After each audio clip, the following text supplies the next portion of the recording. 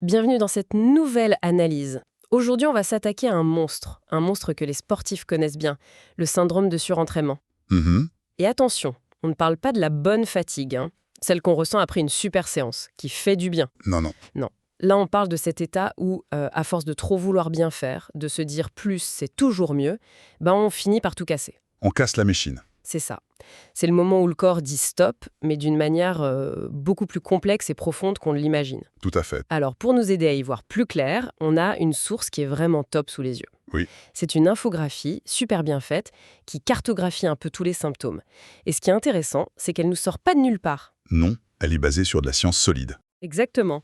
Une revue systématique de la recherche. C'est un peu la carte d'état-major de ce qui se passe dans notre corps quand on franchit la fameuse ligne rouge. C'est une excellente image, oui. L'idée, c'est donc de plonger dedans, ensemble, et de comprendre comment un simple excès peut déclencher une vraie réaction en chaîne. C'est ça, un effet domino. Alors, allons-y, décortiquons ça. Allons-y. Le point de départ, je crois, le signal d'alarme le plus évident, c'est la performance. Oui, c'est ce que l'athlète remarque en premier. C'est ça. L'infographie le met vraiment au centre du problème.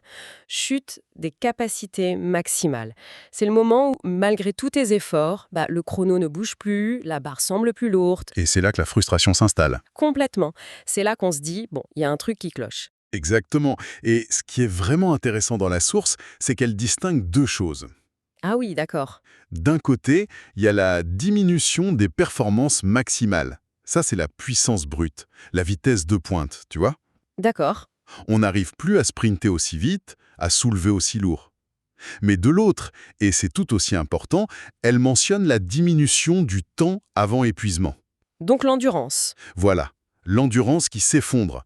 Le réservoir, si tu veux, il se vide à une vitesse folle. Ah oui. Ce n'est pas juste qu'on est moins puissant, c'est qu'on ne dure plus. Le corps perd en puissance et en autonomie. C'est comme si le moteur de ta voiture, non seulement perdait des chevaux, mais qu'en plus sa consommation explosait. C'est l'image parfaite. Tu vas moins vite et tu tombes en panne sèche beaucoup, beaucoup plus tôt. Exactement ça. Et quand le moteur surchauffe comme ça, on imagine bien que toute la carrosserie autour commence à souffrir. Justement, parlons-en. La mécanique.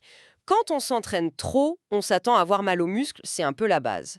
Mais là, en regardant l'infographie, c'est plus que des courbatures. Ah oui, largement. On lit dommages accrus dans la section muscles. Ça veut dire quoi concrètement? Il ne s'agit pas de la douleur saine, celle qui suit un bon entraînement. Le document, il parle d'augmentation des dommages musculaires et des marqueurs inflammatoires. Ok. Pour faire simple, le cycle normal, c'est entraînement, microdéchirure, repos, réparation, et hop, le muscle devient plus fort. Oui, la surcompensation. Voilà. En surentraînement, la phase réparation, elle est complètement court-circuitée. Le corps n'a plus le temps ni les ressources pour réparer. En chronique, on n'est plus en train de construire, on est en train de s'autodétruire.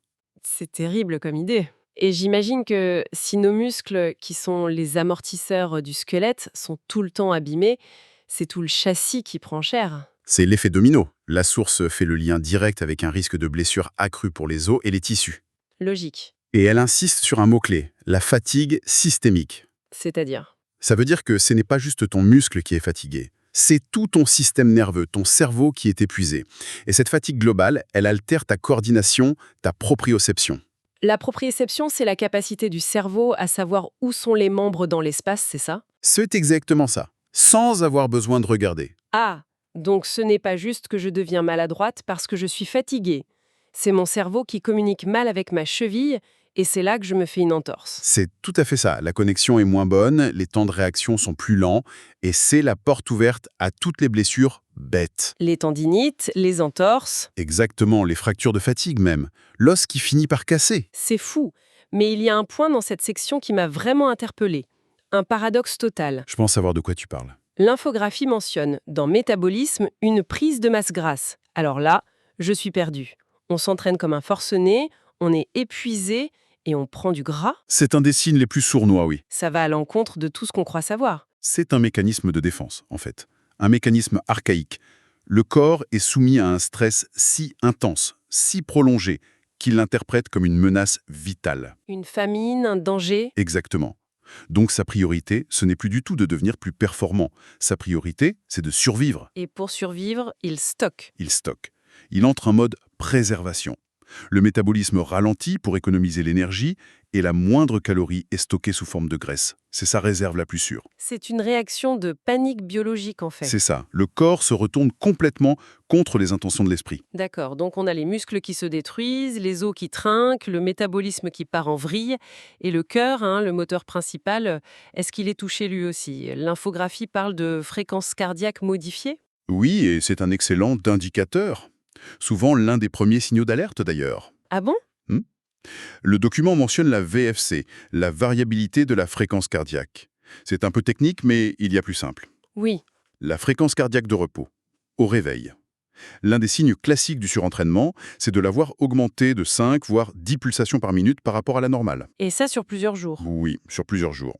C'est le signe que le corps est en stress permanent, qu'il ne récupère plus la nuit. Le moteur ne revient jamais au ralenti. Ok. Donc la machine est en train de se dégrader de partout. Mais ce qui est fascinant, c'est qu'on n'a parlé que de la mécanique. Et maintenant, on arrive au centre de commandement, le pilote. Et si le pilote est touché? La chute s'accélère, j'imagine. Elle s'accélère et elle devient beaucoup plus pénible à vivre. C'est là qu'on bascule vraiment de la fatigue physique à la détresse psychologique. C'est ce que dit la source humeur et énergie affectée. Irritabilité, morosité, perte de motivation. Une perte de motivation totale, même pour des choses qu'on adore faire. Et on pourrait se dire que c'est normal, non? On est fatigué, on ne performe plus, donc on est de mauvaise humeur. C'est juste dans la tête. Eh bien non, et c'est le point crucial. Ce n'est pas juste dans la tête. La recherche citée, elle pointe une cause physiologique. Laquelle? Une sensibilité réduite des récepteurs à sérotonine. La sérotonine, la fameuse hormone du bonheur. C'est ça. En état de surentraînement, le cerveau devient moins capable de l'utiliser.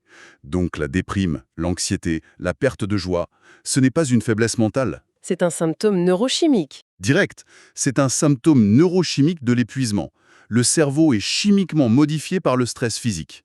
C'est une information capitale, ça. Ça change tout. Et en parlant de chimie, l'infographie mentionne aussi les glandes surrénales et les hormones. On y lit des choses un peu inquiétantes comme réponse hormonale réduite. Concrètement, ça veut dire que toute la tour de contrôle chimique du corps est en panne. Prenons le cortisol, l'hormone du stress. Oui, Normalement, elle augmente pendant l'effort pour nous aider. En surentraînement, la source explique que la réponse du cortisol à l'exercice est diminuée. c'est comme si les glandes qu'il produisait étaient à plat. Elles sont épuisées, elles n'ont plus la force de sonner l'alarme. L'usine à hormones est en grève. C'est en bonne image. Et pour les ratios de stéroïdes modifiés, on parle souvent de l'équilibre entre la testostérone, qui construit le muscle, et le cortisol, qui lui détruit les tissus. Anabolisme contre catabolisme. Exactement. Dans un état sain, on construit. En surentraînement, le ratio s'inverse. Le cortisol prend le dessus. Donc, si je comprends bien, la testostérone, c'est la pédale de construction, le cortisol, la pédale de destruction. C'est ça. Et là, notre pied est bloqué sur la pédale de destruction. C'est exactement ça. Le corps passe d'un mode construction-adaptation à un mode dégradation et survie. C'est un dérèglement total. D'accord. Le corps s'autodétruit, le cerveau est atteint chimiquement, le système hormonal est en vrac, on a l'impression que l'organisme est en état de siège. Est-ce qu'il lui reste des défenses Pas vraiment. Et c'est le dernier point de l'infographie. Le système immunitaire, le verdict est clair. Infection en hausse. C'est la conséquence la plus visible au quotidien.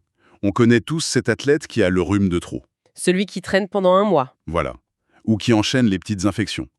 La source parle d'ailleurs d'une augmentation des infections des voies respiratoires. Et la raison est simple. Le système immunitaire est débordé. Il a autre chose à faire. Il passe son temps à essayer de gérer l'inflammation chronique, le stress hormonal. Il n'a plus assez de troupes pour combattre les virus qui passent par là. Mais alors, il y a un détail qui me perturbe. L'infographie mentionne aussi une production de lymphocytes augmentée. Oui, Les lymphocytes, ce sont nos globules blancs, nos soldats.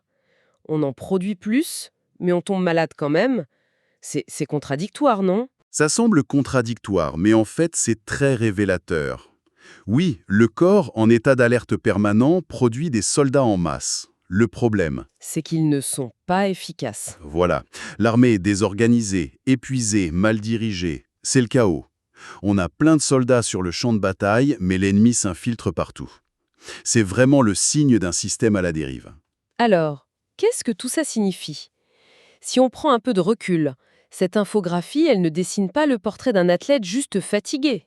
Non, pas du tout. Elle dessine le portrait d'un organisme en état de faillite généralisée. C'est une cascade. C'est ça, une cascade.